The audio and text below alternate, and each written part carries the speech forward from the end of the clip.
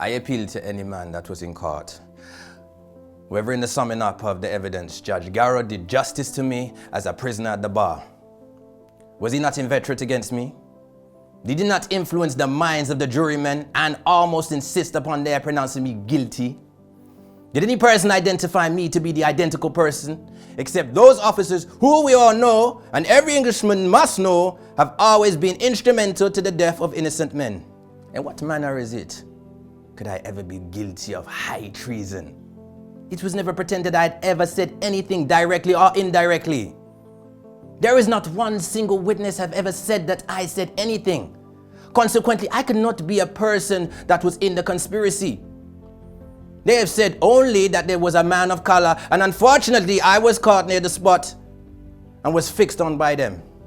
But still, justice ought to be done to every man, and especially where it is done in the revered name of British justice.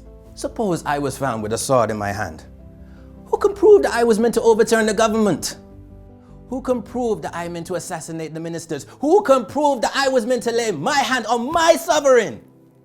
Is my character so black as for it to be said that in this country or where I have traveled that I am an assassin or a murderer? I appeal to every man who knows me, whether I am a man of that character or stamped directly or indirectly to do such a thing. But even if the sword was in my hand, and my intention was to even join up with those people, I did not see that it was a conspiracy against the lives of any ministers or the king himself. Because in Magna Carta, the passage runs in this form, that the people should choose 25 barons from among them, with an intent that those 25 barons shall see that the acts of this charter are not violated by His Majesty or any of his ministers.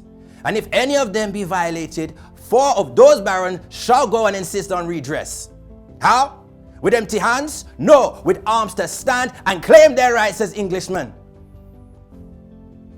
They have come forward to swear my life away on this charge, and I now tender my life to your service. I can die but once in this world, and the only regret that left it, that I have a large family of small children, and when I think of that, it unmans me, and I shall say no more.